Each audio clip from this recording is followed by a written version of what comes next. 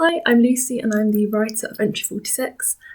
This play is set on the first human colony on the moon, and it's basically a conversation between two of the residents there. Becky, an architect who has just broken one of the colony's rules for the first time, and Jane, a sociologist who is maybe the only person who sees the colony as a failure rather than a victory. Please note this play includes mild, jokey references to violence, and yeah, I really hope you enjoy it. Personal Diary of Rebecca Daly, Post-Chief Architect. Entry 46. I broke a rule today. My first break, and I was doing so well. This is day, 68 of the project? Wait a second, I can check that. Yep, 68. See? I know exactly how many days we've been here, and I hadn't broken a rule that whole time, and now...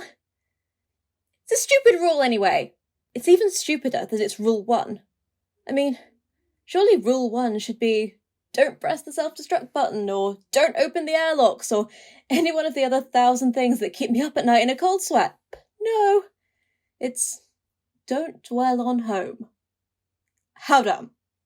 It's even phrased dumbly. I mean, who uses the word dwell anyway? Don't think of home sounds much better.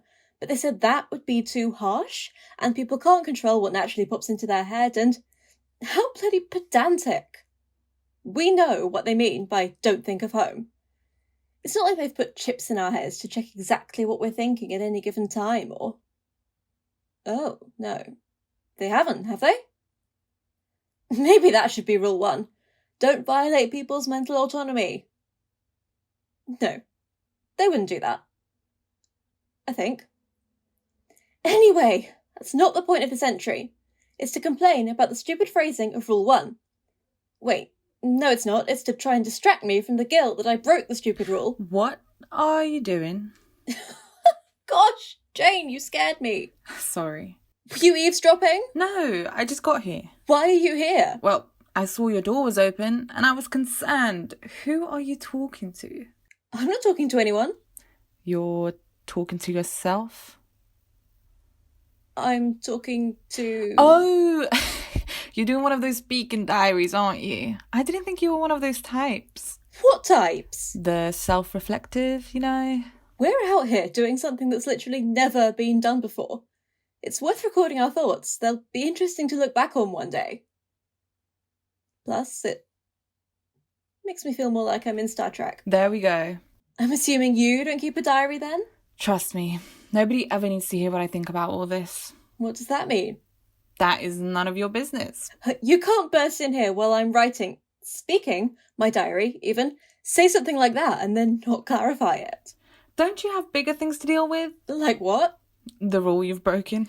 You said you weren't eavesdropping. You said it just as I turned up. Anyway, should I be worried?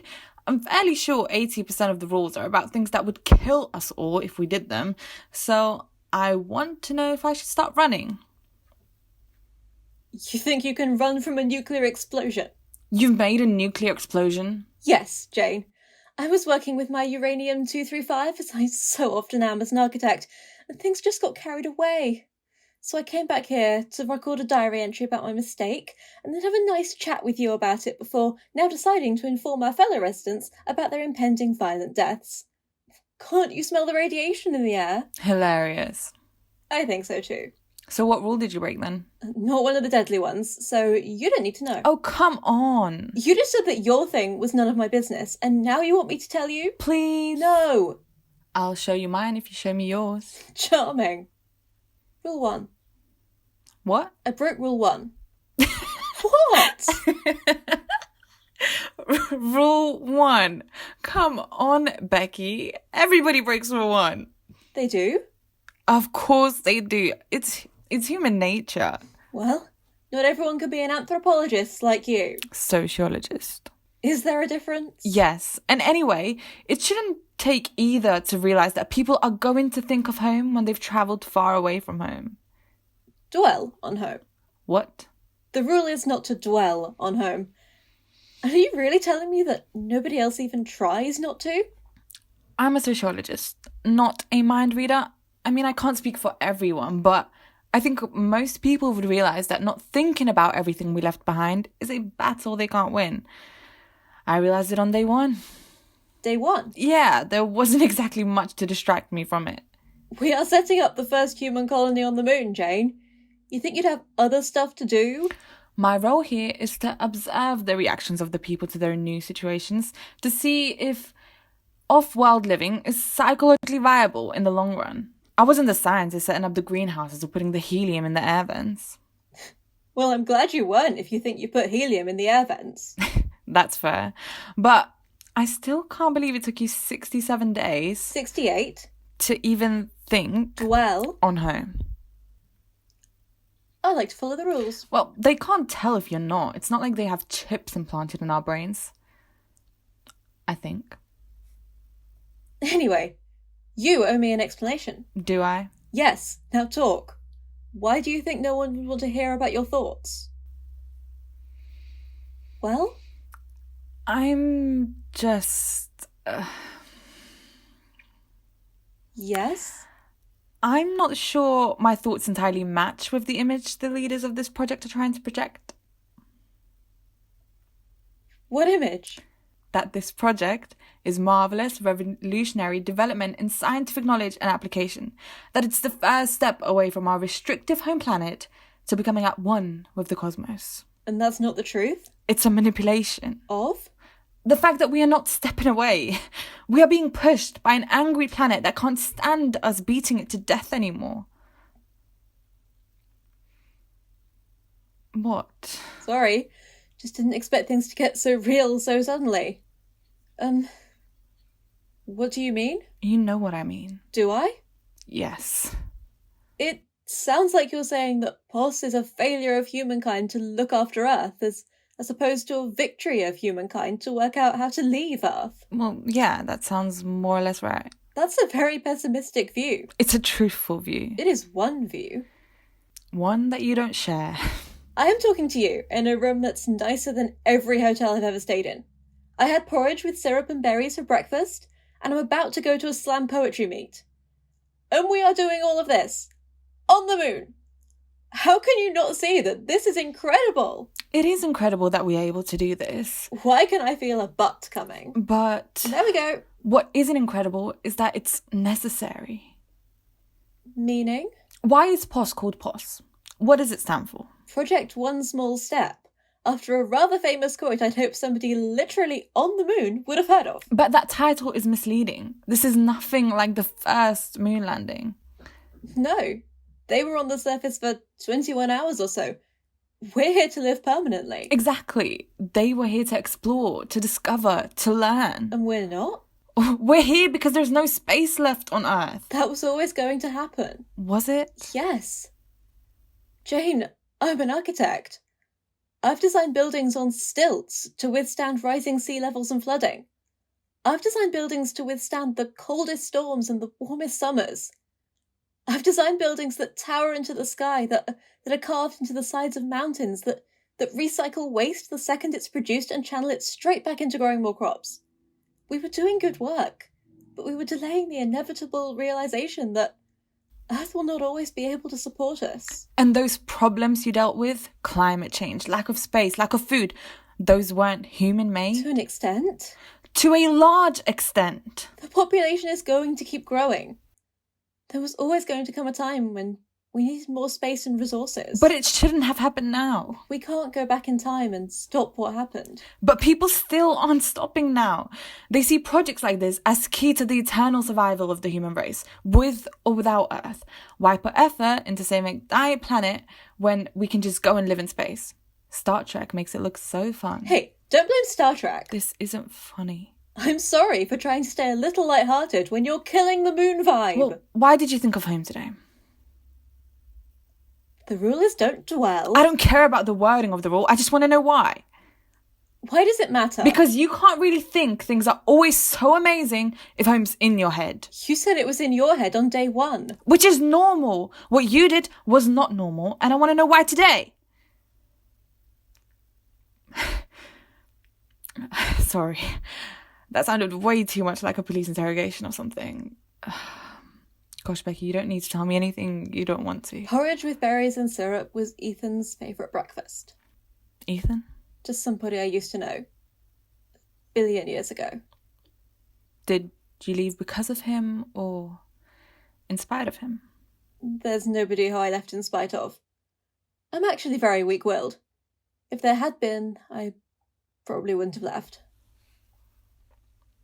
Do you miss him? Yeah. But that's nothing new. It's strange, I haven't mentioned him to anyone. But everyone here is fleeing from something. Are they? We're 384,400 kilometres away from home. You're the sociologist. You should know people don't make that sort of move lightly. People want to change the universe. People want to run. 384,400 kilometres is an awfully long way to run. Some days it feels like I've just moved around the corner. My own fault for designing a colony so like a normal town. Should have blended into the sci-fi aesthetics more. So, you've mocked me for my love of Star Trek, and now you want me to build the city from Blade Runner. I have never seen that. You are the worst moon colonist ever. That film is 100 years old and not even set on the moon. Yet you want metal towers and random electric blue spotlights. It would be fun. It would be deeply impractical. You're the architect. I am.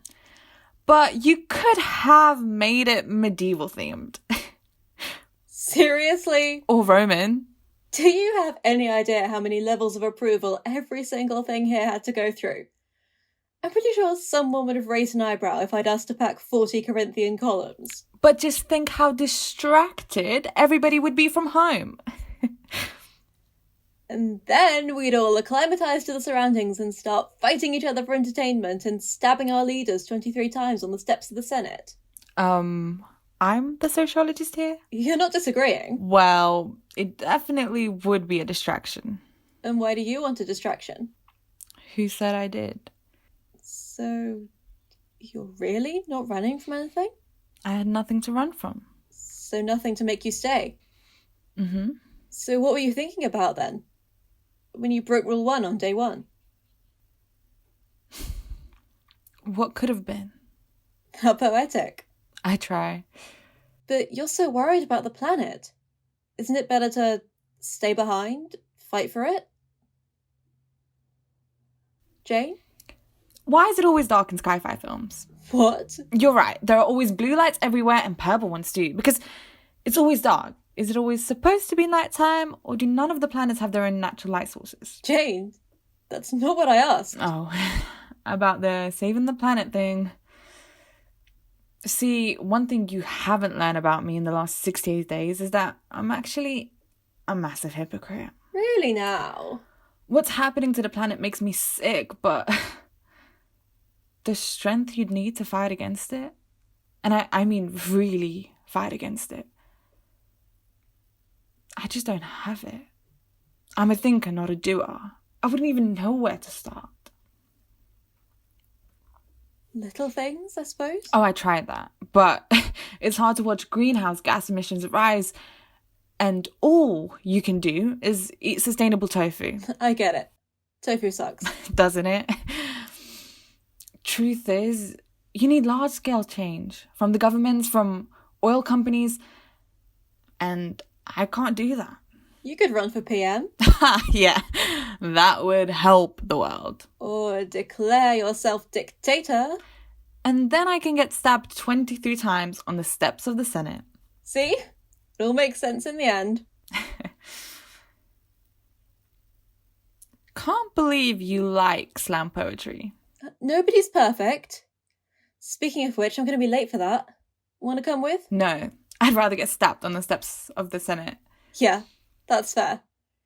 In which case, could you respectfully get the heck out of my room? Did you just use the word heck? Dearest Jane, could you please get the... I'm going. I'll save a seat for you if you change your mind. Trust me, I won't. Wait a sec, what's that? What's what? That light flashing on your desk. Let me see. Oh! What? It's the diary. The diary. Why is it flashing? I forgot to turn it off when you barged in. I didn't barge in, the door was open. So this whole discussion's been recorded? Yep. Looks like someone's going to hear your thoughts on this after all. Or you could delete it. Are you kidding? This could be great blackmail material. Are you planning on blackmailing me? You never know. Could play it at the slam poetry meet. It would liven up the evening. I should probably stop recording now. Probably, yeah. You've been listening to Entry 46, written and directed by Lucy Sargent, starring Amy Meyer as Becky and Aiste Mizgeryte as Jane. Released as part of the Marlowe Society's Hatch lineup. Do go check out our other shows.